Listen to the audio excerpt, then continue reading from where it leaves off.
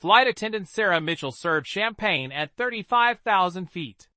Below her, 14 people suffocating in a space the size of a coffin. She had no idea. Nobody did. Until March 3, 2023. When Homeland Security realized something terrifying. 9 luxury aircraft were flying right now, each one a mobile prison, and they had exactly 38 minutes to ground them all before the pilots could make them disappear forever. Would you have noticed? Drop a comment right now. Have you ever flown private? Because what I'm about to show you will change how you see aviation forever. Welcome to IC and FBI Files, where we expose the operations that law enforcement doesn't want you to forget.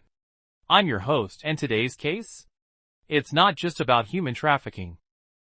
It's about how evil learned to fly first class, and how 17 countries had to work together to bring it crashing down. This is Operation Dark Wings, the story of Apex Global Aviation, the billionaire who built a Skype prison network, and the 127 victims who were hours away from vanishing forever. Before we dive in, quick question for the community. Do you think diplomatic immunity should exist for private flights? Yes or no? Comment below. Your answer might surprise you by the end of this video. Let's go back to where it started. December 2017. Newark Airport. And a man with a very dangerous idea. His name was Vincent Hartley, former Navy pilot, 32 years in aviation, 2 tours in Iraq, distinguished service record, the kind of man you trust with your life at 40,000 feet. And that's exactly what made him so dangerous. Hartley founded Apex Global Aviation in December 2017. Not in New Jersey, but in Fort Lauderdale, Florida. The pitch was simple: ultra-luxury charter services for people who value privacy above everything. Tech billionaires, Hollywood A-listers, foreign royalty, oil magnates. Starting price? $22,000 per flight hour. We don't just fly you. Hartley told Business Aviation Today in 2019. We make you invisible. He wasn't lying. But invisible meant something far darker than anyone realized. By early 2023, Apex Global operated 9 aircraft: Bombardier Global 7500s, Dassault Falcon 8XS, Gulfstream G700S. Combined value? $430 million. 53 pilots. Worldwide operations spanning Bangkok to Buenos Aires, Moscow to Miami. But here's what aviation regulators didn't know. Hartley had recruited an aerospace engineer named Dr. Marcus Chen, MIT graduate, former Boeing contractor. His specialty? Cargo optimization. Chen designed something unprecedented: modular subfloor compartments that could be installed in any wide-body jet in under 6 hours. They weren't hidden beneath baggage holds. They were built into the aircraft structure itself, replacing insulation panels, integrated with the environmental control system. Think about this. Have you ever questioned what's beneath your feet on a plane? Drop never in the comments if that thought never crossed your mind. Because it should have crossed the FAA's mind. And it didn't. Each compartment measured 7 feet by 30 inches by 22 inches. Climate-controlled, ventilated, completely soundproofed with aerospace-grade acoustic foam. From the cabin, you'd hear nothing, see nothing, suspect nothing. Chen called them auxiliary cargo modules in the design specs. One Homeland Security investigator later testified. But we know what they really were. Mobile torture chambers.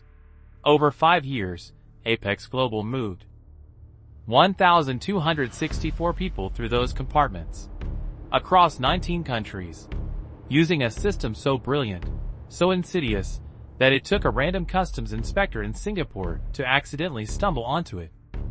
Quick poll for the viewers. How many trafficking victims do you think pass through airports every year without being detected? A. Hundreds? B. Thousands? C. Tens of thousands? Answer at the end. The truth will shock you. Here's where it gets absolutely insane. Hartley didn't just build the compartments. He hacked the international aviation system itself. Apex Global secured contracts with 12 foreign governments between 2018 and 2022. The services? Transporting embassy personnel, diplomatic couriers, government officials.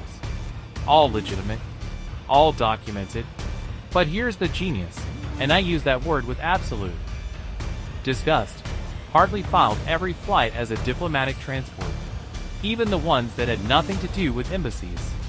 Under the Vienna Convention on Diplomatic Relations, Article 27, diplomatic bags cannot be opened or detained.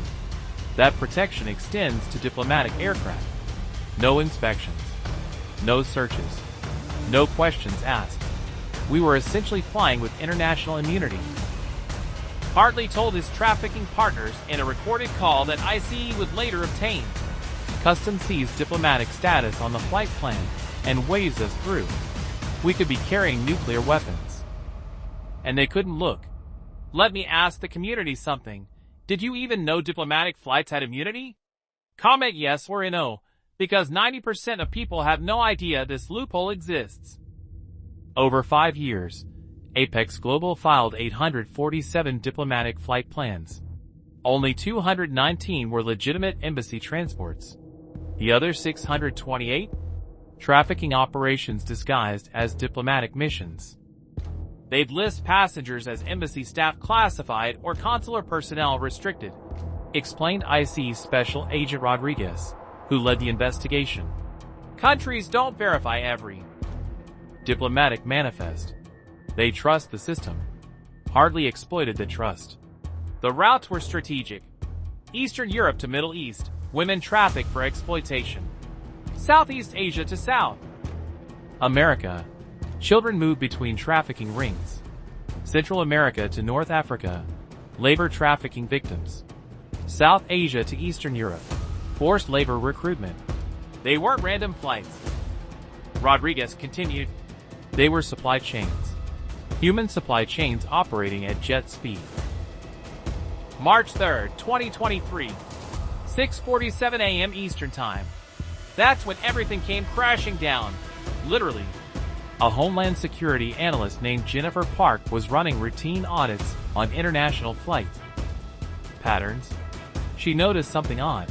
An Apex Global jet had filed a diplomatic flight plan claiming to transport Thai embassy personnel from Singapore to Johannesburg. But Thailand doesn't have embassy operations requiring that route, Park told her supervisor. And the flight is listed as carrying 8 passengers, but the Thai embassy only logged 3 traveling that week.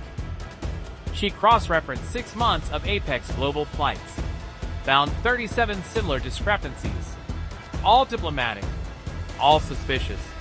At 9:15 a.m., ICE obtained emergency authorization to track all Apex Global aircraft in real time. What they discovered made everyone in the room go silent. 9 aircraft were currently in flight. Real-time tracking showed Flight AG-447, Dubai to London. Flight AG-292, Tokyo to Los Angeles. Flight AG-618, Sao Paulo to Madrid. Flight AG-501, Singapore to Cape Town. Flight AG-733, Mexico City to Paris. Flight AG-881, Sydney to Mumbai. Flight AG-156, New York to Istanbul. Flight AG-924, Bangkok to Frankfurt. Flight AG-357, Moscow to Toronto. All 9 were filed as diplomatic transports, Rodriguez recalled. All 9 had immunity from inspection. And if our suspicions were correct, all 9 were carrying victims in those compartments. Here's the nightmare scenario. If Apex Global realized they were being investigated, pilots could crash the aircraft, destroy all evidence, kill everyone aboard, victims and legitimate passengers. It had happened before. In 2016, a trafficking aircraft in Indonesia was intercepted. The pilot deliberately crashed it into the jungle. 19 people died. ICE couldn't let that happen. But here's the impossible challenge. How do you ground 9 aircraft simultaneously across 8 countries? Coordinate with foreign law enforcement, secure the planes, extract victims, and arrest crews, all without tipping off a single person that you're coming? We had one window, Rodriguez said. 38 minutes. That's how long until the next Apex Global flight was scheduled to take off from Miami. If we didn't move by then, they'd know something was wrong, and we'd lose them all. Could you coordinate that? 9 raids, 8 countries, 38 minutes. No rehearsal. One shot to get it right. Comment impossible if you think you couldn't do it, because honestly, I don't think I could. March 3rd, 9:52 a.m. ICE activated Protocol Omega, reserved only for the highest priority international operations. They contacted Interpol Lion Command Center. Within 8 minutes, Interpol had coordinated with UK National Crime Agency, French Direction Générale de la Sécurité Intérieure, Australian Federal Police, Japanese Public Security Intelligence Agency, Brazilian Policia, Federal, UAE State Security, South African Hawks, Canadian Border Services Agency. Each country positioned tactical teams near airports where Apex Global jets were tracked. No sirens. No visible activity. Ghost operations. At 10:14 a.m., ICE gave the go-ahead. The FAA transmitted emergency orders to all 9 aircraft simultaneously. Apex Global Flight call sign. This is FAA emergency operations. You are ordered to execute immediate emergency landing at nearest international airport. Report suspected hydraulic failure. This is a mandatory safety directive. Acknowledge immediately. Pilots had no choice. Federal aviation regulations. Refusing an emergency directive means instant license suspension and criminal prosecution. One by one, they acknowledged. Rodriguez remembered. We watched them on tracking screens. All 9 aircraft diverting. All 9 heading to ground. And that's when the clock started ticking. Because once they landed, we had maybe 15 minutes. Before pilots started talking to each other. Before hardly realized what was happening. Before someone could destroy evidence or warn others. At 10:47 a.m., 33 minutes after the initial FAA order, all 9 aircraft were on the ground. Simultaneously, at 9 locations across the world. Dubai International, UAE State Security surrounded the Bombardier Global. Crew removed at gunpoint. Heathrow Airport. British tactical units secured the Gulf Stream. No one permitted to exit. Sao Paulo International. Brazilian Federal Police blocked the aircraft. Emergency protocols activated. It was the most synchronized law enforcement operation in aviation history, an Interpol coordinator later stated. 9 countries, 9 aircraft, 9 simultaneous actions, executed in perfect coordination.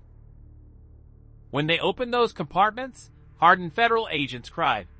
Dubai Bombardier Global 7500. 11 women, ages 17 to 29, from Ukraine and Moldova. Sedated, dehydrated, crammed in a space. Designed for cargo, not human beings. They couldn't speak. A UAE medical responder recalled. They just stared. Empty eyes. Like they'd already died inside. London Gulfstream G700. 7 children, ages 6 to 13. Southeast Asian. Unconscious from sedatives. 2 weren't breathing. Paramedics performed CPR on the tarmac. Sao Paulo Dassault Falcon 8X. 14-minute. South Asian labor trafficking victims. Packed so tightly, they couldn't move for the entire flight. Several had severe circulation damage. Aircraft after aircraft, the same horror. Human beings. Transported like cargo. Like livestock. Total count across 9 jets. 127 victims. Let me ask you something. Have you ever complained about legroom on a commercial flight? About not having enough space? Imagine being in a 7-foot compartment for 16 hours. Unable to move. Unable to scream. Wondering if you'll ever see daylight again. Comment unforgivable if you think there's no punishment severe enough for this. Because I'm with you. But here's the part that still haunts investigators. They found evidence of 19 additional compartments that had been recently emptied, cleaned, sanitized. We don't know how many people were in those, Rodriguez admitted. We don't know where they were taken. We may never know. Vincent Hartley was arrested at Fort Lauderdale Executive Airport attempting to board a helicopter. He fought, screamed, "You have no jurisdiction. Diplomatic immunity. You're not a diplomat." IC Agent Rodriguez told him, "You're a trafficker, and you're under arrest for 1,264 counts of human trafficking." The evidence seized was overwhelming. 5 years of flight records, every route, every victim. Financial transactions totaling $2.3 billion from trafficking operations. Communications between Hartley and international trafficking networks. Victim manifests listing names, ages, nationalities, prices. They kept records, one prosecutor said in disbelief. Like it was a legitimate shipping business. Human beings listed with ID numbers and monetary values. Federal Court, Southern District of Florida. Vincent Hartley, convicted on 1,264 counts of human trafficking. 63 consecutive life sentences plus 1,100 years. No possibility of parole. All assets forfeited. $2.3 billion seized. You didn't just traffic human beings, the judge stated at sentencing. You industrialized it. You built a system, a network, an empire of suffering. The law allows me to show you no mercy, and I won't. The 53 pilots and crew members, sentences ranging from 30 to 75 years. Some cooperated, some fought, all lost. Dr. Marcus Chun, the engineer who designed the compartments, 85 years federal prison. You provided the tools for evil, his judge said. You knew exactly what you were building. Do you think life sentences are enough? Or should trafficking at this scale carry the death penalty? This is a real debate in Congress right now. Comment your honest opinion. I want to hear both sides. The 127 victims rescued from those 9 aircraft are rebuilding their lives. Some returned home. Others were granted asylum. One survivor, a woman named Katerina from Ukraine who spent 19 hours in that compartment, now works with Homeland Security, training agents to recognize trafficking patterns. I thought I would die in darkness, she said during her victim impact statement. I prayed someone would find us. And they did. Those agents saved my life. They saved 127 lives. But here's what keeps me up at night. We know there were 19 other compartments that were recently emptied. We know Hartley operated for 5 years before being caught. How many victims did we not find? How many are still out there? Aviation trafficking is rare, but it's real. And this case proved that evil will exploit any system, even diplomatic immunity, if it means profit. So here's my question for you. What can we do? As citizens, as travelers, as people who care about justice. First, if you see something suspicious at an airport, report it. Homeland Security's tip line is in the description below. Second, support anti-trafficking legislation. Laws are being proposed right now to close the diplomatic flight loophole. Contact your representatives. Third, share this story, because awareness is the first step toward prevention.